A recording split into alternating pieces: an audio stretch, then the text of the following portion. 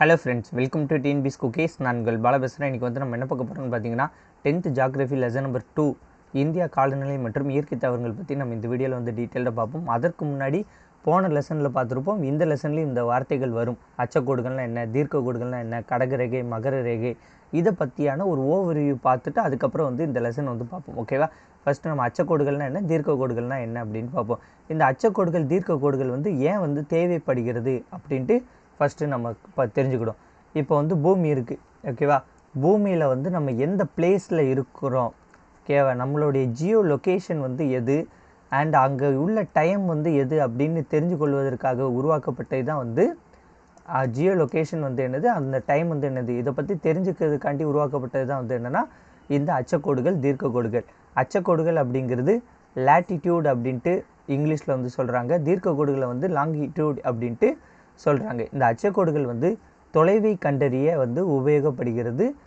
Longitude, தீர்க்க கோடுகள் வந்து நேரத்தை கண்டுபிடிப்பதற்காக உருவாக்கப்பட்டுள்ளது.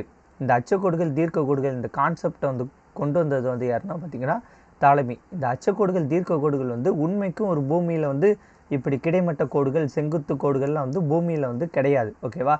இது வந்து நம்மளுடைய பெர்பஸ்காண்டி, ஓகே, நம்ம எந்த இடத்துல இருக்கிறோம், நமக்கான டைம் வந்து என்ன அப்படின்னு கண்டுபிடிப்பதற்காண்டி நம்மளால் வந்து உருவாக்கப்பட்ட கற்பனை கோடுகள் தான் வந்து இந்த அச்சக்கோடுகளும் தீர்க்க கோடுகளும், ஓகேவா? அச்சக்கோடுகள் வந்து கிடைமட்டமாக வந்து வரையப்படுகிறது, ஓகேவா? இது பூமினா அச்சக்கோடுகள் வந்து இப்படி கிடைமட்டமாக வந்து வரையப்படுவது வந்து அச்சக்கோடுகள். தீர்க்க கோடுகள் வந்து செங்குத்தாக வந்து வரையப்படும். சூரிய கதிர் செங்குத்தாகப்படுவதை வைத்து வரையப்படுவது தான் வந்து இந்த தீர்க்க கோடுகள், ஓகே? தீர்க்க கோடுகள் செங்குத்தாக வரையப்படுகின்றன, அச்சக்கோடுகள் வந்து கிடைமட்டமாக வந்து வரையப்படுகின்றன, ஓகேவா? இதுதான் வந்து நீங்கள் ஃபஸ்ட்டு தெரிஞ்சுக்கணும். ரொம்ப சிம்பிள் கான்செப்ட் தான், ஓகே?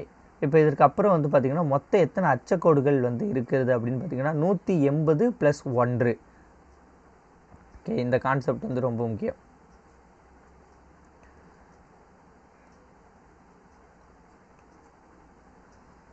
மொத்த அச்சக்கோடுகள் வந்து எத்தனை பார்த்தீங்கன்னா 180 + 1. இந்த 180 அப்படின்ட்டு எப்படி வந்து சொல்கிறாங்கன்னா, அச்சக்கோடுகள் அப்படின்னு பார்க்கும்போது இந்த பூமி இருக்கா, இப்படி கிடைமட்டமாக இப்படி வந்து 180 கோடுகள் இருக்கும் அப்படின்ட்டு சொல்லப்படுகிறது.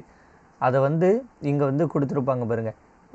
இது வந்து பூமியோட இதுனா 0 டிகிரியில் வந்து பூமத்திய ரேகை வந்து இருக்குது, 23 டிகிரியில் கடகரேகை இருக்குது, 66 டிகிரியில் வந்து ஆர்டிக் வட்டம் இருக்குது, இங்கே 90 டிகிரியில் வந்து வட துருவம், ஓகேவா? இந்த பூமத்திய ரேகைக்கு மேலே உள்ள பார்ட் வந்து வட அரைக்கோளம் அப்படின்ட்டு அழைக்கப்படுகிறது. பூமத்திய ரேகைக்கு கீழே உள்ள பார்ட் வந்து தென் அரைக்கோளம் அப்படின்ட்டு அழைக்கப்படுகிறது. இங்கே மேலே உள்ள இந்த 90 டிகிரி வந்து வட துருவம், கீழே உள்ள இந்த 90 டிகிரி வந்து தென் துருவம். இங்கே 23 டிகிரி வந்து கடகரேகை, இங்கே கீழே வந்து 23 டிகிரி வந்து மகர ரேகை, 66 டிகிரி வந்து அண்டார்டிக் வட்டம் கீழே, மேலே வந்து ஆர்டிக் வட்டம், ஓகேவா? இதை வந்து பார்த்து வச்சுக்கோங்க, ரொம்ப முக்கியமானது. இப்போ வந்து இதை கூட்டுங்களேன். இப்போ 66, 23 இந்த ரெண்டையும் கூட்டினா வந்து 89 வந்து வரும், ஓகேவா? இது கூட ப்ளஸ் இந்த ஒரு அரை, இந்த ஒரு அரையை கூட்டினா வந்து 1. ஸோ இந்த 2 90, கீழேயும் அதே வேல்யூ தானே கொடுத்துருக்காங்க, இது வந்து ஒரு 90. ஸோ மேலே வந்து ஒரு 90 அச்சக்கோடுகள் இருக்குது, கீழே ஒரு 90 அச்சக்கோடுகள் இருக்குது. ஸோ 180 அச்சக்கோடுகள். இந்த பூமத்திய ரேகை வந்து 1, ஓகேவா? 180 அச்சம் கோடுகள் வந்து இருக்குது, ப்ளஸ் இது பூமத்திய ரேகை வந்து 1. ஸோ மொத்த அச்சக்கோடுகளின் எண்ணிக்கை 180 + 1 கொடுப்பாங்க, இல்லைனா 181 கொடுத்தாலும் சரியான விடை தான், ஓகேவா? 181 அச்சக்கோடுகள் வந்து இருக்கிறது. இந்த அச்சக்கோடுகள் இருக்குல்ல, இந்த அச்சக்கோடுகளுக்கு இடைப்பட்ட தொலைவு வந்து எவ்வளோன்னு பார்த்தீங்கன்னா 111 கிலோமீட்டர் வந்து இந்த அச்சக்கோடுகளுக்கு இடைப்பட்ட தொலைவாக வந்து இருக்குது. தீர்க்க கோடுகள், ஓகேவா? தீர்க்க கோடுகள்னால் நம்ம என்ன சொன்னோம், இந்த செங்குத்து கோடுகள் இருக்குல்ல, ஓகே, இப்படி செங்குத்தாக கோடுகள் இருக்குல்ல, இந்த செங்குத்து கோடுகளில் தான் நம்ம தீர்க்க கோடுகள்ன்றோம். இந்த செங்குத்து கோடுகள் வந்து 360 கோடுகள் வந்து இருக்குது. ஸோ அச்சக்கோடுகள் 181, செங்குத்து தீர்க்க கோடுகள் வந்து 360 இருக்குது. இதில் ஒரு தீர்க்க கோடு இருக்குல்ல, ஒரு தீர்க்க கோடுகள் வந்து அந்த இப்படியே தீர்க்க கோடு கடக்கும்ல, இப்படியே பூமி வந்து சுற்றும் போது இப்படியே ஒரு தீர்க்க கோடு கடப்பதற்கு வந்து 4 நிமிடம் வந்து ஆகிறது, ஓகேவா? ஸோ 4 நிமிடம் வந்து ஆகும். இதை வச்சு தான் வந்து நம்ம நேரத்தை வந்து கணக்கிடுவோம். இப்போ நம்ம போன லெசனில் வந்து கூட பார்த்துருப்போம், நேரம், இந்தியாவோட நேரம் வந்து என்னது, GMT + 5:30, இதுதான் வந்து இந்தியாவோட நேரம், ஓகே? இந்த இந்தியாவோட நேரத்தை வந்து கண்டுபிடிப்பதற்கு மேற்கில் உள்ள குஜராத்தில் இருந்து கிழக்கில் உள்ள அருணாச்சல பிரதேசம் இந்த இதற்கான டிஃப்ரெண்ட் வந்து 23°18' இதுக்கிட்ட வந்து வரும். ஸோ இப்படி பார்க்கும்போது 2 மணி நேரம் கிட்ட வந்து இதுக்கான டிஃப்ரென்ஸ் இருக்குது. ஸோ அதற்காண்டி தான் வந்து இந்த நடுவில் உள்ள இதை எடுத்திருப்பாங்க. இது வந்து மிர்ஷாப்பூர் அலகாபாத்தில் வந்து இருக்கிறது. 82°30' வந்து வரும். ஓகேவா, இது வந்து போன லெசனில் வந்து டீட்டெயில்டாக சொல்லியிருப்பேன். ஸோ அங்கே வந்து பார்த்துக்கோங்க. ஓகே, இதை வந்து ஃபஸ்ட்டு வந்து நான் இப்போ சொன்ன விஷயங்களை மட்டும் புரிஞ்சு வச்சுக்கோங்க, போதுமானது. இது வந்து ஜாக்ரஃபியோட பேசிக்ஸ் திங்ஸ். ஓகேவா, அச்சக்கோடுகள்னா என்ன, தீர்க்க கோடுகள்னா என்னன்னு பார்த்தாச்சு. அச்சக்கோடுகள் தொலைவை கண்டுபிடிக்க பயன்படுகிறது, தீர்க்க கோடுகள் நேரத்தை கண்டுபிடிக்க பயன்படுகிறது. இந்த ரெண்டையும் உருவாக்குனது வந்து தாலமி. அச்சக்கோடுகள் கிடைமட்டமாக வரையப்படுகின்றன, தீர்க்க கோடுகள் செங்குத்தாக வரையப்படுகின்றன. இது வந்து ஒரு கற்பனை கோடுகள். அச்சக்கோடுகள் வந்து மொத்தம் 181, தீர்க்க கோடுகள் வந்து மொத்தம் 360. அச்சக்கோடுகளுக்கு இடைப்பட்ட தொலைவு வந்து 111 கிலோமீட்டர். தீர்க்க கோடுகள் ஒரு தீர்க்க கோடுகள் வந்து கடப்பதற்கு 4 நிமிடம் ஆகிறது. அடுத்து இந்த படத்தை வந்து நல்லா வந்து பார்த்து வச்சுக்கோங்க. ஓகேவா, இது கேள்வி கேட்பாங்க, வட அரைக்கோளத்தில் 23°யில் வந்து உள்ளது வந்து எதுன்னு கேட்பாங்க, கடகரேகை. வட அரைக்கோளத்தில் வந்து 66° வந்து எதுன்னு கேட்பாங்க. வட அரைக்கோளத்தில் 90° வந்து எதுன்னு கேட்பாங்க. ஸோ வட அரைக்கோளம் தென் அரைக்கோளம். ஸோ இந்த டிகிரிஸ் எல்லாமே வந்து ரொம்ப முக்கியம். ஸோ ஓகே, ஈஸியாக தான் கொடுத்துருக்காங்க, ஈஸியாக ஞாபகம் வச்சுக்கலாம். ஓகே, இதை வந்து நல்லா பார்த்துக்கோங்க. இதுக்கப்புறம் நம்ம இப்போ வந்து பாடத்துக்குள்ளே வந்து போவோம். ஸோ பாடத்துக்குள்ளே போகிறதுக்கு முன்னாடி அறிமுகத்தில் வந்து இந்த ஒரே ஒரு இது பாக்ஸ் கொஸ்டின் கொடுத்துருப்பாங்க, அதை மட்டும் பார்த்துக்கோங்க. சமச்சீர் காலநிலை என்பது பிரிட்டிஷ் காலநிலை என்றும் அழைக்கப்படுகிறது. இதை மட்டும் பார்த்துக்கோங்க. இக்காலநிலை அது அதிக வெப்பமுடையதாகவோ அல்லது மிக குளிருடையதாகவோ வந்து இருக்காது. ஓகேவா, சமச்சீர் காலநிலை அப்படின்னா வந்து சமமாக இருக்குன்னு அர்த்தம். அதுக்கு இன்னொரு பேர் வந்து பிரிட்டிஷ் காலநிலை அப்படின்னு பேர். இந்த காலநிலையில் வந்து அதிக வெப்பமும் இருக்காது, அதிக குளிரும் இருக்காது அப்படின்ட்டு கூறப்படுகிறது. ஓகே, இப்போ தான் வந்து நம்ம லெசனுக்குள்ளே வந்து போகிறோம். இந்தியா காலநிலை மற்றும் இயற்கை தாவரங்கள். இந்தியாவோட காலநிலையை பாதிக்கக்கூடிய காரணிகள் அப்படின்ட்டு ஒரு 6 காரணிகள் இருக்குது. அது வந்து என்னலாம் அப்படின்னு பார்த்தீங்கன்னா, அச்சப்பரவல். ஓகேவா, அச்சங்கள் அப்படின்னு சொல்லுவாங்க, இல்லை அச்சப்பரவல் அப்படின்னு சொல்லுவாங்க. கடலிலிருந்து அமைந்துள்ள தொலைவு, கடல் மட்டத்திலிருந்து எவ்வளோ தூரத்தில் உயரம் இருக்குது, பருவக்காற்று, நிலத்தோற்றம், ஜெட் காற்றுகள். இந்த 6ஐயும் வைத்து தான் வந்து இந்தியாவோட காலநிலையை வந்து டிசைடிங் வந்து பண்ணுறாங்க. இந்த பாடத்தில் நம்ம என்ன பார்க்க போகிறோம், ஃபஸ்ட்டு இந்தியாவோட காலநிலையை பற்றி இந்த பாடத்தில் பார்க்க போகிறோம். செகண்ட் வந்து இந்தியாவில் உள்ள இயற்கை தாவரங்கள் வந்து பற்றி பார்க்க போகிறோம். இந்தியாவோட காலநிலையை நிர்ணயிக்கும் காரணிகள் வந்து அச்சப்பருவம், கடல், இந்த 6ம் வந்து கொடுத்துருக்காங்க.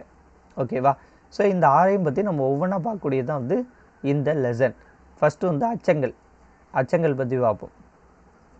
அச்சங்கள் அப்படின்னு சொல்லும்போது, அச்சப்பரவல் அல்லது அச்சங்கள் அப்படின்னு சொல்லும்போது நம்ம போன லெசன்லேயே வந்து இதை பற்றி வந்து சொல்லியிருப்போம்.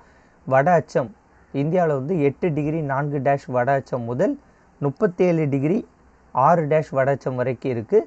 கிழக்கு தீர்க்கம் அப்படின்னா வந்து அது 68°7' சம்திங்லேருந்து 97°25' இந்த சம்திங் இந்த ரேஞ்சில் வந்து இருக்கக்கூடியது வந்து தீர்க்க கோடுகள் வந்து இருக்கும். ஓகேவா, இதில் பார்த்தீங்களா 23°30' வட அச்சம் அப்படிங்கிறது 23.5 கிட்டத்தட்ட. இது வந்து என்னதுன்னா கடகரேகை. இதுதான் வந்து என்னது, கடகரேகை. இந்த டிகிரி வந்து பார்த்து வச்சுக்கோங்க. ஓகே, 23°30' வட அச்சத்தில் இந்த கடகரேகை வந்துருக்கு. இது வந்து நாட்டை வந்து இரு சமமாக பிரிக்கிறது. ஓகே, நீங்கள் பார்த்துருந்தா தெரியும், இந்தியாவோட மேப் வந்து இப்படி இருக்குன்னா, ஓகேவா, இந்த இந்தியாவோட மேப்பில் வந்து நடுவில் வந்து ஒரு பகுதி வந்து கொடுத்துருப்பாங்க. ஓகேவா, இந்த இப்படி பிரிச்சிருக்கும். ஓகேவா, இந்த பிரித்து அந்த பகுதியை தான் வந்து என்ன சொல்லுவாங்கன்னா, இப்படி பிரிக்கக்கூடியதான் வந்து கடகரேகை அப்படின்னு சொல்லுவாங்க. இது வந்து இந்தியா வந்து 2 இதாக வந்து பிரிச்சிருக்கு அப்படின்ட்டு சொல்லுவாங்க, கடகரேகை அப்படின்ட்டு கூறுவார்கள். ஓகே, இந்த இதில் வந்து நம்ம பார்த்தோம்ல இப்போ. ஓகே, இந்த படத்தை வந்து போட்டு வச்சுக்கிட்டோம். இங்கே மேலே வந்து வட அரைக்கோளம் வடப்பகுதி அப்படிம்பாங்க. இது வந்து தென்பகுதி. ஓகேவா, இதில் என்ன இது வந்து பூமத்திய ரேகை, மேலே வந்து கடகரேகை, கீழே வந்து மகர ரேகை, அண்டார்டிக்கு, ஆர்டிக். ஓகேவா, இதை வந்து பார்த்துக்கோங்க. இதில் வந்து தென்பகுதி இருக்குல்ல, தென்பகுதி வந்து அதிக வெப்பமாகவும் குளிரற்ற சூழலாகவும் இருக்கும். ஓகே, தென் அரைக்கோளம் வந்து அதிக வெப்பம் குளிரற்ற சூழலாக இருக்கும். வடப்பகுதி வந்து மித வெப்ப காலநிலை. மித வெப்ப காலநிலைங்கிறது 40°C தான் மித வெப்ப காலநிலை அப்படின்னு சொல்கிறாங்க. எவ்வளோ டிகிரி இருக்குன்னு பார்த்தீங்கன்னா 40° கோடை காலத்தில் இருக்கும். குளிர்காலத்தில் வந்து உரைநிலை ஐஸ் கட்டி மாதிரி இருக்கும். தென்பகுதியில் வந்து அந்தளவுக்கு இருக்காது. நீங்கள் வந்து இந்தியாவோட மேப்பை வச்சுக்கிட்டு தமிழ்நாட்டையும் நார்த்தையும் வந்து கம்பேர் பண்ணாலே இது வந்து உங்களுக்கு நல்லா புரியும். தமிழ்நாட்டில் எப்போ வந்து அதிக வெப்பமாக தான் இருக்கும். தமிழ்நாட்டில் வந்து பயங்கர குளிர், ஐஸ் கட்டி அளவுக்குலாம் குளிர் வந்து இருக்காது. லைட்டாக ஒரு மீடியமான குளிர் தான் வந்து இருக்கும். அதே வந்து நார்த்தில் பார்த்திங்கன்னா அதிகமான வெப்பமும் இருக்கும், அதே மாதிரி உறைநிலை அளவுக்கு குளிரும் வந்து இருக்கும். அடுத்து இன்னொரு ஒரு முக்கியமான பாயிண்ட்டு, பூமியிலிருந்து புவி பரப்பில் இருந்து மேலே செல்ல செல்ல உயரமாக செல்ல செல்ல வளிமண்டலத்தில் ஒவ்வொரு 1000 மீட்டருக்கும் வந்து 1000 மீட்டர் உயரத்திற்கும் 6.5 டிகிரி சென்டிகிரேட் என்ற அளவில் வெப்பநிலை குறைகிறது. இந்த வெப்பநிலையை வந்து என்ன சொல்கிறாங்கன்னா இயல்பு வெப்ப வீழ்ச்சி அப்படின்ட்டு சொல்கிறாங்க. ஓகேவா, இது வந்து முக்கியமானது. கேள்வி இதை கொடுத்துட்டு இதை வந்து என்ன அப்படின்னு டேஷ் என்ற அழைக்கப்படுகிறதுன்னு கேட்பாங்க. இயல்பு வெப்ப வீழ்ச்சி என்று அழைக்கப்படுகிறது. ஸோ இது வந்து ரொம்ப முக்கியமான ஒரு பாயிண்ட். அடுத்தது ஓகேவா, அச்சப்பரவல் வந்து பார்த்தோம். அடுத்து கடலிலிருந்து அமைந்துள்ள தொலைவு. கடலிலிருந்து அமைந்துள்ள தொலைவை பொறுத்து அங்கே ஏற்படக்கூடிய மழைப்பொழிவு, அங்கே இருக்கக்கூடிய வெப்பம், அதில் உள்ள குளிர்காலம் இதெல்லாம் வந்து வேறுபடுகிறது அப்படின்ட்டு கூறப்படுகிறது. கடல் பக்கத்தில் இருந்தால் ஒரு ஃபேக்டர் இருக்கும், மழைப்பொழிவு, வெப்பம், குளிர்காலம் ஒரு ஃபேக்டரில் இருக்கும். கடல்லிருந்து ரொம்ப தூரம் இருந்தால் மழைப்பொழிவு, வெப்பம், குளிர்காலம் வந்து வேற ஒரு ஃபேக்டரில் இருக்கும். ஸோ கடலில் இருந்து அந்த ஜாக்ரஃபி நிலம், ஓகேவா, அந்த இடம் வந்து எவ்வளோ தொலைவில் இருக்குது அதை பொறுத்து வந்து மழைப்பொழிவு, வெப்பம், குளிர்காலம் வந்து வேறுபடுகிறது அப்படின்ட்டு கூறப்படுகிறது. இந்த மத்திய மற்றும் வட இந்திய பகுதிகள் வந்து கோடையில் வந்து ரொம்ப அதிக வெப்பமாகவும் குளிர்காலத்தில் வந்து ரொம்ப கடும் குளிராகவும் வந்து இருக்கும் அப்படின்னு கூறப்படுகிறது. இதில் வந்து சராசரி வெப்பம் வந்து 30 டிகிரிக்கு மிகாமல் வந்து இருக்கும் அப்படின்ட்டு சொல்லப்படுகிறது. இதில் புதுடெல்லியில் பார்த்திங்கன்னா சராசரி வெப்பம் வந்து 40 டிகிரி சென்டிகிரேட் அளவுக்கு இருக்கிறது அப்படின்னு சொல்லப்படுகிறது.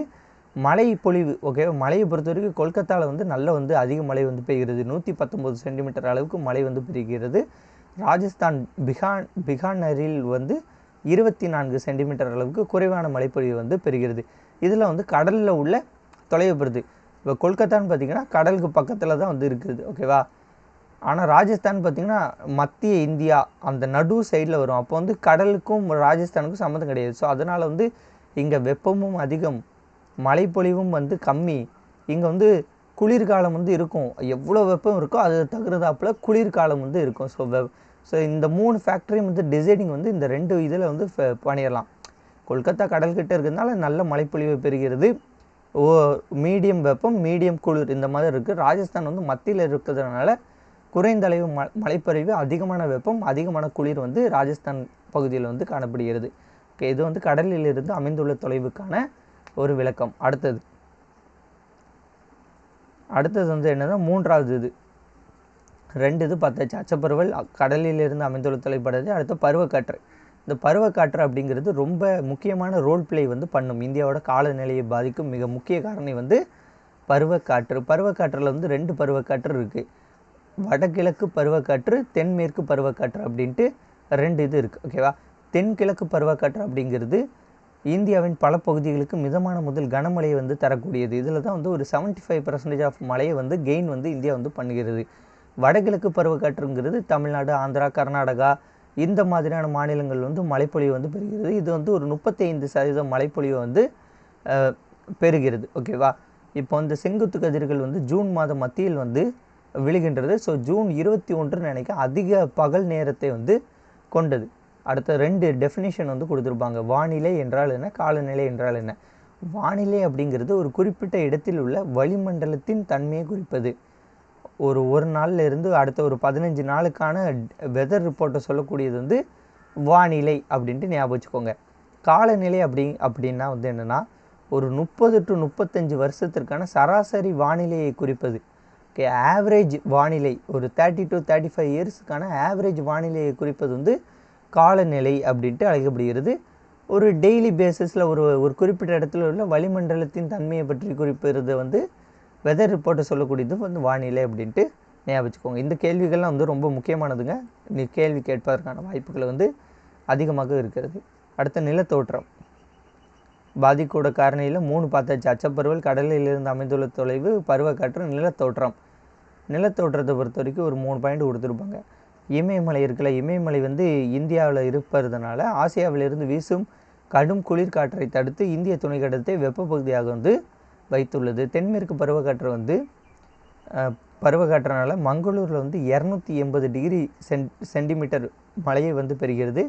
மலை மறைவு பகுதியில் உள்ள பெங்களூர் மங்களூர் 280 சென்டிமீட்டர் மழையை வந்து பெறுகிறது.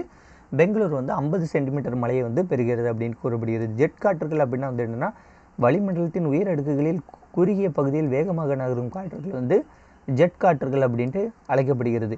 பருவக்காற்று அப்படிங்கிறது மான்சூன் அப்படின்ட்டு அந்த வார்த்தையிலேருந்து தான் வந்துச்சு. மான்சூன் அப்படின்னா வந்து மௌசீம் அப்படின்ட்டு அரபிய சொல்லிருந்து வரப்பட்ட வார்த்தை தான் வந்து இந்த மான்சூன். இந்த மான்சூன் அப்படின்னா வந்து இதோட பொருள் வந்து என்னென்னா பருவகாலம் அப்படின்ட்டு பொருள் அழைக்கப்படுகிறது. ஓகேவா, மௌசீம் என்ற அரபு சொல்லிருந்து மான்சூன் என்ற வார்த்தை வரப்பட்டது. மான்சூன் அப்படின்னா வந்து என்னதுன்னா பருவகாலம் அப்படின்ட்டு பொருள். இதில் இருந்து தான் வந்து பருவக்காற்று அப்படின்ட்டு வந்துச்சு. இந்த பூமியிலே வந்து ரொம்ப வறண்ட பகுதி வந்து எதுன்னு பார்த்தீங்கன்னா இந்த அடகாமா பாலைவனம் தான் வந்து பூமியிலே வந்து ரொம்ப வறண்ட பகுதியாகும். வறண்ட பகுதி அல்லது வறண்ட பகுதி தான், பாலைவனம்னாலே வறண்ட பகுதி தானே. ஸோ பூமியிலே வறண்ட பகுதி அப்படின்னா அடகாமா பாலைவனம். இந்த கேள்வி வந்து டிஎன்பிஎஸ்சியில் கேட்டிருக்காங்கன்னு நினைக்க ரொம்ப முக்கியமான கேள்வி. பருவகாலம், குளிர்காலம், கோடைக்காலம், தென்மேற்கு பருவக்காற்று, வடகிழக்கு பருவக்காற்றுன்னு பிரிக்காங்க. குளிர்காலம் ஜனவரி டு பிப்ரவரி, கோடைக்காலம் மார்ச் டு மே, தென்மேற்கு பருவக்காற்று காலம் ஜூன் டு செப்டம்பர், வடகிழக்கு பருவக்காற்று காலம் அக்டோபர் டு டிசம்பர். ஓகேவா, இதை பற்றி தான் வந்து நம்ம இப்போ அடுத்தது வந்து பார்க்க போகிறோம். குளிர்காலத்தில் என்ன, கோடை காலத்தில் என்ன, தென்மேற்கு பருவக்காற்று என்ன, வடகிழக்கு பருவக்காற்று என்ன அப்படின்ட்டு டீட்டெயிலில் வந்து இப்போ அடுத்ததுலேருந்து பார்க்க போகிறோம். அதுக்கு முன்னாடி ஒரு படம் போட்டிருப்பாங்க. இந்த படத்தை பற்றி லைட்டாக வந்து நம்ம பார்த்துருவோம். இந்த படத்தை பொறுத்த வரைக்கும் ஒன்றும் கிடையாது, ரொம்ப சிம்பிளான திங்ஸ் தான். என்ன கொடுத்துருப்பாங்கன்னா தென்மேற்கு பருவக்காற்று எப்படி இருக்குது, வடகிழக்கு பருவக்காற்று வந்து எப்படி இருக்குது அப்படின்ட்டு கூறப்படுகிறது. தென்மேற்கு பருவக்காற்று வந்து இப்படி போகுது இந்த ஏரியாவில். ஓகேவா, இந்த ஏரியாவில் இப்படி போகுது. ஸோ அந்த அம்புக்குறி போட்டிருக்கல, இந்த மாதிரி போகுது. இது வந்து தென்மேற்கு பருவக்காற்று. ஸோ தென்மேற்கு பருவக்காற்றில் வந்து கேரளா, இந்த சைடு மும்பை, ஓகேவா, இங்கிட்டு மும்பை வரும், இங்கிட்டு கேரளா வரும். இந்த சைட்லாம் வந்து நல்ல மழையை வந்து கொடுக்கிறது. ஓகேவா, இங்கே ஜூன் மாதம் வந்து ஸ்டார்ட் ஆகிட்டு வந்து போகுது. ஓகே, இதை வந்து தென்மேற்கு பருவக்காற்று. இந்த வடகிழக்கு பருவக்காற்று இருக்குல்ல, இந்த வடகிழக்கு பருவக்காற்று என்னன்னா இப்படி இருக்குல்ல, இந்த காற்று வந்து திரும்ப இந்த சைடு இப்படியே வருது. ஸோ ஒரு அம்புகுறி இங்கேருந்து போன அம்புகுறி திரும்ப இங்கிட்டு இப்படி வருது தான் வந்து வடகிழக்கு பருவக்காற்று அப்படிங்கிறாங்க. இந்த வடகிழக்கு பருவக்காற்று வந்து பின்னடையும் காற்று அப்படின்ட்டு சொல்லுவாங்க. ஏன்னா வந்து இப்படி போன காற்று வந்து இப்படி வருது இல்லை, அதனால இதை வந்து பின்னடையும் காற்று அப்படின்ட்டு சொல்லுவாங்க. ஓகேவா, சிம்பிள் தான். தென்மேற்கு பருவக்காற்று வந்து அரபிக்கடலில் அந்த சைட்லேருந்து உருவாகிறது. வடகிழக்கு பருவக்காற்று வந்து இந்த பே ஆஃப் பெங்கால் இந்த சைட்லேருந்து அடிக்கிறது. ஓகேவா, ஸோ படத்தை மட்டும் பார்த்துக்கோங்க, போதுமானது.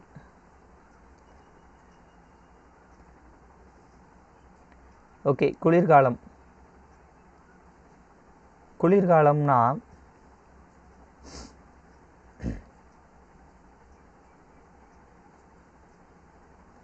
சூரியனின் செங்குத்து கதிர்கள் மகர ரேகையில் வந்து விழுகிறது. ஓகேவா, சூரியனின் செங்குத்து கதிர்கள் மகர ரேகையில் வந்து விழுகிறது. ஒரு நாளில் குறைந்தபட்ச சராசரி வெப்பநிலை வந்து 22 டிகிரி வடக்கில் வந்து, ஓகேவா, தென்னிந்தியாவில் வந்து 22 டிகிரி சென்டிகிரேட் வந்து இருக்கிறது. வட இந்தியாவில் வந்து 10 டிகிரி தான் வந்து இருக்குது. அதுலேயே பஞ்சாப்லலாம் பார்த்திங்கன்னா 6 டிகிரி தான். ஸோ இதை வந்து பார்த்து வச்சுக்கோங்க, யூஸ்ஃபுல். ஸோ சூரியன் செங்குத்து கதிர்கள் வந்து மகர ரேகையில் விழுந்தால் குளிர்காலம், அதை வந்து ஞாபகம் வச்சுக்கோங்க. மகர ரேகையில் விழுந்தால் குளிர்காலம். சராசரி வெப்பநிலை தென்னிந்தியாவில் வந்து 22 டிகிரி சென்டிகிரேட், வட இந்தியாவில் வந்து 10 டிகிரி சென்டிகிரேட், பஞ்சாபில் வந்து 6 டிகிரி இருக்குது. முன் பருவக்காற்று காலம். ஓகே, இப்போ முன் பருவக்காற்று காலம் அப்படின்னா வந்து என்னன்ட்டு பார்ப்போம். சூரியனின் செங்குத்து கதிர்கள் இந்தியாவோட தீபகற்ப பகுதியில் வந்து விழுகிறது. ஓகேவா, இந்த இதில் வந்து நிலப்பகுதி வந்து இடியுடன் கூடிய ஆலங்கட்டி மழை பெறுவதற்கான வாய்ப்புகள் வந்து அதிகம் வந்து உள்ளது. ஏன்னா ரொம்ப ரொம்ப வெப்பத்தினால வந்து வெப்பச்சலனத்தினால வந்து ஒரு மழை வந்து பெய்யும். அந்த மழையில் வந்து இடியுடன் கூடிய ஆலங்கட்டி மழையும் வந்து வருவதற்கான வாய்ப்பு வந்து இருக்குது. வெப்பச்சலனத்தின் காரணமாக மழை பெய்யும், அதில் ஆலங்கட்டி மழை வருவதற்கான வாய்ப்பு வந்து இருக்கிறது. தென்னிந்தியாவை பொறுத்த வரைக்கும் 30 டிகிரி டு 35 டிகிரி வந்து வெப்பம் வந்து இருக்கும். வட இந்தியா, மத்திய இந்தியாவை பொறுத்த வரைக்கும் 40 டிகிரி சென்டிகிரேட் வரைக்கும் இருக்கும். இல்லை மாஞ்சாரல் அப்படிங்கிறது ஒரு டேம் வந்து ரொம்ப முக்கியமான டேம். இதுலேருந்து கேள்வியெல்லாம் கேட்டிருக்காங்க. மேங்கோ ஷவர் அப்படிம்பாங்க. இடியுடன் கூடிய மழையானது கேரளா மற்றும் கர்நாடகா இந்த கடற்கரையில் விளையும் மாங்காயை வந்து உதிர்வதற்கு வந்து செய்கிறது. ஓகே, மாங்காயை வந்து மாம்பழமாக வந்து இந்த மாஞ்சாரல் இந்த மலைக்காற்றின் மூலம் வந்து மாற்றோம் அப்படின்ட்டு சொல்லப்படுகிறது. மாஞ்சாரல் மேங்கோ ஷோவர் அப்படின்ட்டு அழைக்கப்படுது, இடியுடன் கூடிய மலை. ஓகேவா. அடுத்தது வந்து நம்ம முக்கியமான கான்செப்ட் வந்து பார்க்க போகிறோம், தென்மேற்கு பருவக்காற்று.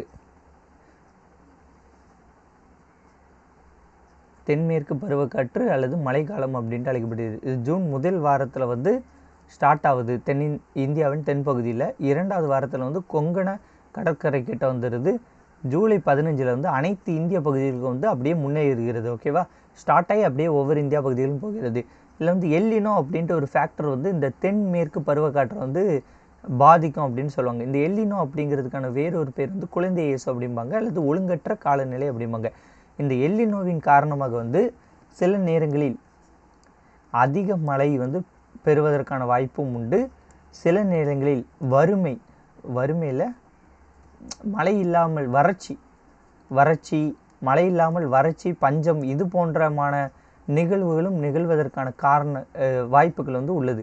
ஸோ எல்லினோ ஃபேக்டரை பொறுத்து இந்த தென்மேற்கு பருவக்காற்று காலத்தை வந்து மிகப்பெரிய தாக்குதலை வந்து ஏற்படுத்தும். தென்மேற்கு பருவக்காற்று காலத்தில் எல்லினோ அப்படிங்கிறதுல ஒரு பெரிய ஃபேக்டரை ஏற்படுத்தும். ஆனால் ஒரு சிலர் வந்து இது ஃபேக்டரை ஏற்படுத்தும் அப்படிங்கிறாங்க, ஒரு சிலர் இல்லை, எல்லினோவில் ஒரு பெரிய இஷ்யூலாம் கிடையாது. எல்லினோ சம்டைம்ஸ் வரும்போது அதிக மழையும் நமக்கு பெஞ்சிருக்கு, எல்லினோ வரும்போது நமக்கு வறட்சியும் வந்து ஏற்பட்டிருக்கு. அதனால் வந்து உறுதியாக சொல்ல முடியாது எல்லினோ வந்து குட் ஆர் பேட் அப்படின்ட்டு உறுதியாக வந்து சொல்ல முடியாது அப்படின்னு சொல்லியிருக்காங்க. ஸோ அளவுக்கு அதிகமான மழையும் பேடு தான், மழையே பெய்யலனாலும் பேடு தான். ஸோ எல்லினோ ஃபேக்டர் எங்கேயோ ஒரு ரோல் ப்ளே பண்ணுறது மட்டும் நீங்கள் ஞாபகம் வச்சுக்கோங்க, போதுமானது. இதுதான் வந்து பருவமழை வெடிப்பு அப்படின்ட்டு சொல்லப்படுகிறது. இது மேகாலயாவில் வந்து மவுண்ட்சிராம் அப்படிங்கிறது இடம் வந்து உலகிலே வந்து மிக அதிக கனமழை பெறக்கூடிய இடம். எவ்வளோன்னு பார்த்தீங்கன்னா 1141 சென்டிமீட்டர் அளவுக்கு மழைப்பொழிவு வந்து பெறுகிறது. 1141 சென்டிமீட்டருக்கு வந்து மழைப்பொழிவு வந்து பெறுகிறது. ஓகே, இந்தியாவின் ஒட்டுமொத்த மழைப்பொழிவில் 75% வந்து இந்த தென்மேற்கு பருவக்காற்றில் இருந்து தான் வந்து வருகிறது அப்படின்ட்டு அழைக்கப்படுகிறது. அடுத்தது வடகிழக்கு பருவக்காற்று. இந்த வடகிழக்கு பருவக்காற்று அப்படிங்கிறது கோரியாலிஸ், ஓகேவா, இந்த வார்த்தையை வந்து நல்லா படித்து வச்சுக்கோங்க. கோரியாலிஸ் விசை காரணமாக வந்து உருவாகிறது. ஓகே, கோரியாலிஸ் விசை காரணமாக காற்றின் திசை மாற்றப்பட்டு வடக்கில் இருந்து வீசுகிறது. ஓகே, நீங்கள் பார்த்துருப்பீங்க, இது வந்து இந்தியா அப்படின்னு வச்சுக்கோங்களேன். இப்படி வந்து ஒரு போகுது காற்று. இந்த காற்று வந்து தென்மேற்கு பருவக்காற்று. இது இப்படி போயிட்டு திரும்ப இங்கேருந்து இப்படி வீசுதில்ல இந்த சைடு. ஓகே, இதை வந்து பின்னடியும் பருவக்காற்றும்பாங்க. வடகிழக்கு பருவக்காற்று அல்லது பின்னடியும் பருவக்காற்று. ஓகேவா, பின்னடியும் பருவக்காற்றுங்க. ஏன்னா இப்படி முன்னாடி போயிட்டு திரும்ப பின்னாடி வந்து வருது. இதற்கு காரணம் வந்து என்னென்னு பார்த்தீங்கன்னா கோரியாலிஸ் விசை அப்படின்ட்டு சொல்கிறாங்க. ஸோ இதை வந்து பார்த்து வச்சுக்கோங்க. இப்படி போனது திரும்ப இங்கேருந்து திரும்ப இப்படி வருது, இப்படி போயிட்டு இப்படி வரும், திரும்பி இங்கேருந்து போவோம். ஒவ்வொரு வருஷமும் இதான் வந்து இதோட கண்டினியூஸ் ஒர்க்கு. கேரளா, ஆந்திரா, தமிழ்நாடு, தென் கர்நாடகாவில் வந்து மழை வந்து பெய்கிறது. ஓகே, அதிக மழை வந்து கேரளாவுக்கு வந்து எது வந்து கொடுக்குன்னா தென்மேற்கு பருவக்காற்று. தமிழகத்துக்கு வந்து அதிக மழையை கொடுப்பது வந்து வடகிழக்கு பருவக்காற்று. ஓகேவா, இதை ஞாபகம் வச்சுக்கோங்க. மொத்த மழைப்பொழிவில் வந்து இது வந்து ஒரு 35% வந்து பெறுகிறது அப்படின்ட்டு கூறப்படுகிறது. இந்தியாவை பொறுத்த வரைக்கும் ஒரு சில இடங்களில் வந்து அதிக மழை வந்து பெய்யும், ஒரு சில இடங்களில் வந்து மிகவும் குறைவான அளவுக்கு தான் வந்து மழை வந்து பெய்யும். இந்த காரணக்கட்டத்தினால வந்து இந்தியாவில் வந்து ஒரு சில இடத்துல தேவைக்கு மீறி மழை, ஒரு சில இடத்துல ரொம்ப கம்மி. அதை பற்றி தான் வந்து நம்ம இப்போ பார்க்க போகிறோம் ஸ்டாட்டிக்ஸாக. இந்தியாவோட ஆண்டு சராசரி மழையோட அளவு வந்து எவ்வளோன்னு பார்த்தீங்கன்னா 118 சென்டிமீட்டர். 11 சென்டிமீட்டர் பரப்பளவில் வந்து 200 சென்டிமீட்டர் அளவுக்கு வந்து மழைப்பொழிவு வந்து பெறுகிறது. 21 சென்டிமீட்டர் பரப்பளவில் வந்து 125 சென்டிமீட்டர் டு 200 சென்டிமீட்டர் வந்து பெறுகிறது. 37% பரப்பளவு வந்து 75 டு 125 சென்டிமீட்டர் மழை. 24% பரப்பளவில் 35 டு 75% பரப்பளவு 75 சென்டிமீட்டர் மழை. 7% பரப்பளவில் 30 சென்டிமீட்டருக்கும் குறைவான மழை. இங்கே பார்த்தீங்கன்னா இந்த 11% 200 சென்டிமீட்டருக்கு மேலே பெய்யுது, 21 சென்டிமீட்டரில் 125 டு 200. ஸோ இதை பார்த்தீங்கன்னா ஃப்ளக்சுவேஷன் வந்து ரொம்ப அதிகமாக இருக்குது. ஸோ இந்தியாவோட மழைப்பொழிவு வந்து இடத்துக்கு ஏற்றாற்போல் வந்து மாறப்படுகிறது அப்படின்னு சொல்லியிருக்காங்க. இதோட வந்து நம்ம ஃபஸ்ட்டு ஹெட்டிங் காலநிலை சம்மந்தமாக வந்து பார்த்து முடிச்சிட்டோம் இல்லையா. காலநிலை ரிலேட்டடாக வந்து முடிஞ்சு. இப்போ அடுத்தது வந்து இயற்கை தாவரம் பற்றி பார்க்க போகிறோம். ஓகேவா, இயற்கை தாவரத்தில் பொறுத்த வரைக்கும் நிறைய பேர்கள் இருக்குது, ஒவ்வொன்றா வந்து பார்ப்போம். ஃபஸ்ட்டு அயன மண்டல பசுமை மர காடுகள். இதில் இந்த காடுகளை பொறுத்த வரைக்கும் ஆண்டு மழைப்பொழிவு வந்து இந்த காடுகள் வந்து எவ்வளோ இருக்குன்னா 200 சென்டிமீட்டருக்கு மேலே வந்து இருக்குது. இதோட ஆவரேஜ் வெப்பநிலை வந்து 22 சென்டிகிரேட்டுக்கு மேலே வந்து இருக்குது. ஆண்டு சராசரி ஈரப்பதம் வந்து 70 சென்டிமீட்டருக்கு 70% மேலே இருக்குது. ஈரப்பதம் அப்படிங்கிறது மாய்ச்சர் அப்படிம்பாங்க. ஸோ மாய்ச்சர் வந்து 70% மேலே வந்து இருக்குது. இங்கே வந்து ரப்பர், எபினி, ரோஸ் மரம், தென்னை, மூங்கில், சிங்கோனா, சிடார் போன்ற மரங்கள் வந்து இருக்கிறது. இங்கே வந்து போக்குவரத்து வசதி இல்லாதனால இதை வந்து எக்கனாமிக்கலாக வியாபாரத்துக்கு வந்து பயன்படுத்துவதில்லை. அடுத்து அயன மண்டல இலையுதிர் காடுகள். இது வந்து தமிழக சைடில் அதிகமாக காணப்படுகிறது. இதில் வந்து ஆவரேஜ் ரெயின்ஃபால் வந்து இருக்கும் 100 to 200 சென்டிமீட்டர் வரைக்கும் இருக்கலாம். ஆவரேஜ் வந்து 27 டிகிரி சென்டிகிரேட் வந்து வெப்பம் இருக்கும். ஆவரேஜ் மாய்ச்சர் ஈரப்பதம் வந்து 60 to 70% வந்து இருக்கும். தேக்கு, சால், சந்திர மரம் போன்ற மரங்கள் வந்து இங்கே அதிகம் வந்து இருக்கிறது. ஸோ இந்த மரத்தெல்லாம் வந்து என்ன பண்ணுவாங்க, எக்கனாமிக் பேஸ்டாக வந்து வச்சுக்கிடுவாங்க. இப்போ தேக்கெல்லாம் விற்றா நல்ல காசு கிடைக்கும், சந்தன மரத்தை விற்றா நல்ல காசு கிடைக்கும். ஸோ இதை வந்து அண்டர் த கவர்மெண்ட் கண்ட்ரோலில் வச்சுக்கிட்டு இதெல்லாம் எக்கனாமிக்கல் பேஸ் பண்ணி இதெல்லாம் வந்து வச்சுருக்காங்க. ஓகேவா. அடுத்தது வந்து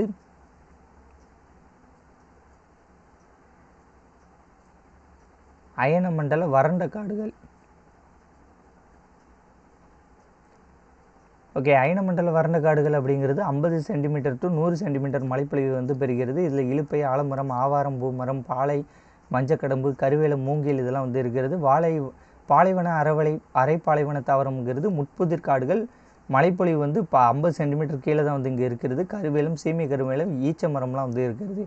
சரி, பார்த்தாலே தெரியும் பாலைவனம் அரை பாலைவன தாவரம் இருக்கக்கூடிய இடத்துல மழை பெய்யுமா, பெய்யாது. அதை வந்து இங்கே கொடுத்துருக்காங்க. அடுத்த மலைக்காடுகள். மலைக்காடுகள் அப்படிங்கும்போது ஃபஸ்ட்டு வந்து என்ன கொடுத்துருக்காங்கன்னா கிழக்கு இமயமலை காடுகள் அப்படின்ட்டு அதை பற்றி வந்து கொடுத்துருக்காங்க. இந்த கிழக்கு இமயமலை காடுகளை பொறுத்த வரைக்கும் என்ன ஒரு முக்கியமான விஷயம் அப்படின்னு பார்த்திங்கன்னா, இதில் வந்து பசுமை மர காடுகள் நம்ம ஃபஸ்ட்டு பார்த்தோம்ல, அந்த பசுமை மர காடுகள் வந்து வகையை சார்ந்தவை தான் வந்து இந்த கிழக்கு இமயமலை காடுகள். 1200 to 2400 மீட்டர் உயரம் உள்ள பகுதிகளில் காணப்படுவது வந்து இந்த கிழக்கு இமயமலை காடுகள். மழைப்பொழிவு வந்து 200 சென்டிமீட்டருக்கு மேலே வந்துருக்கு. இங்கே வந்து sal, oak, laurus, amura, chestnut, cinnamon போன்ற மரங்கள் வந்து இருக்கிறது. 2400 to 3200 மீட்டரில் வந்து oak, birch, silver, fir, pine, spruce, juniper அப்படிங்கிறது மரங்கள்லாம் வந்து இருக்குது. ஸோ எல்லாம் வந்து ஜஸ்ட்டு பார்த்து வச்சுக்கோங்க. இல்லை இதெல்லாம் வந்து கேள்விகள் வந்து கேட்பதுனா வந்து இந்த மாதிரி உயரத்தில் எது இருக்குது, கிழக்கு இமயமலை காடுகளில் எந்த காடு வகை வந்து இருக்குது அப்படின்னு தான் கேட்பாங்களே தவிர இந்த மரங்கள் கொடுத்து கேட்பது வந்து கொஞ்சம் கஷ்டம்தான். இருந்தாலும் வந்து பார்த்து வச்சுக்கோங்க. ஏதோ ஒரு சில கேள்விகள் வந்து கேட்டிருக்காங்க.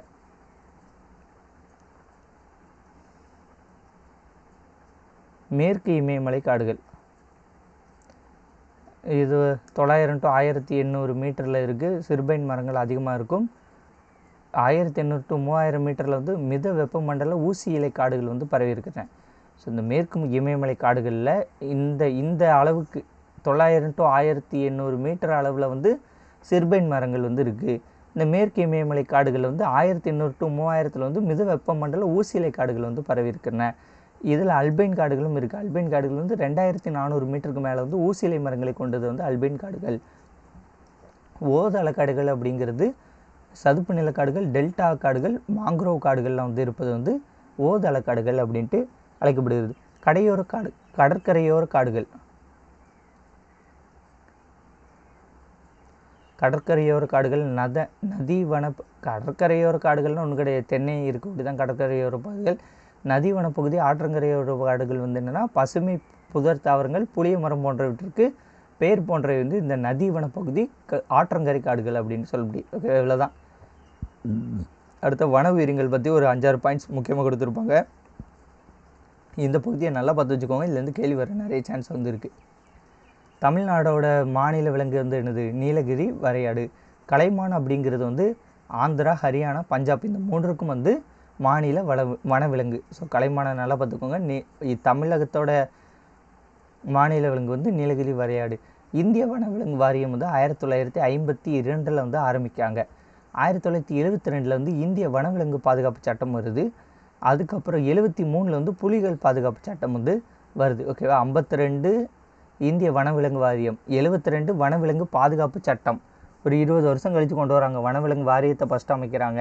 அடுத்த வனவிலங்கு பாதுகாப்பு சட்டம் 20 வருஷம் கழித்து கொண்டு வராங்க. அடுத்த வருஷமே வந்து புலிகளுக்காண்டி ஒரு பாதுகாப்பு திட்டத்தை வந்து கொண்டு வராங்க. 1992 ஐநா வந்து உயிரியல் பன்மை மரபு அப்படிங்கிறத அக்செப்ட் வந்து பண்ணிக்கிடுது. இந்தியாவில் 102 தேசிய பூங்காக்கள் இருக்குது. 555 வனவிலங்கு சரணாலயம் வந்து இருக்கிறது. இந்தியாவில் உள்ள உயிர்கோள பெட்டகம் வந்து மொத்தம் 18. இது வந்து எதுக்கு வந்து இந்த உயிர்கோள பெட்டகத்தை வந்து உருவாக்கியிருக்காங்கன்னா, நிலம் மற்றும் கடலோர சுற்றுச்சூழலை வந்து பாதுகாக்க வந்து இந்த உயிர்கோள பெட்டகத்தை வந்து உருவாக்கியிருக்காங்க. இப்போ தமிழகத்தை புலிகள் பாதுகாப்பு திட்டம் 1973. தமிழகத்தை பொறுத்த வரைக்கும் 3 இடத்துல வந்து இந்த உயிர்கோள பெட்டகம் வந்து இருக்குது. எங்கெல்லான்னு பார்த்தீங்கன்னா, இல்லை நான் ஒரு 2 இடத்த எழுத விட்டுட்டேன், நீங்கள் எழுதிக்கோங்க. மன்னார் வளைகுடா, நீலகிரி, அகத்தியர் மலை, இந்த 3 இடத்துலையும் வந்து தமிழகத்தில் வந்து உயிர்கோள பெட்டகம் வந்து இருக்கிறது. ஓகேவா? அவ்வளோதான்.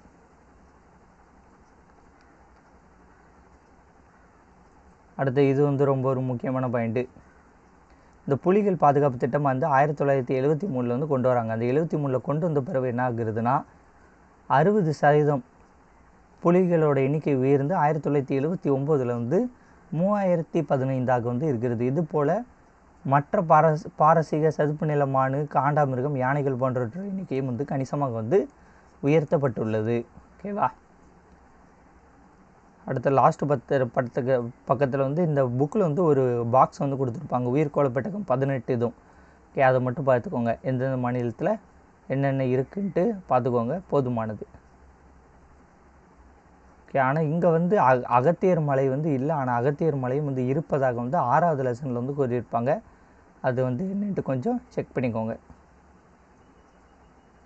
ஓகே ஃப்ரெண்ட்ஸ், இந்த வீடியோ அவ்வளோதான். இந்த வீடியோ உங்களுக்கு பிடிச்சிருந்தா உங்கள் ஃப்ரெண்ட்ஸ்லாம் ஷேர் பண்ணுங்கள். மறக்காமல் நம்ம சேனலை சப்ஸ்கிரைப் பண்ணி கூடவே அந்த பெல் ஐகானை கிளிக் பண்ணிக்கோங்க. நன்றி, வணக்கம். வேறு ஒரு வீடியோன்னு சந்திப்போம். பை.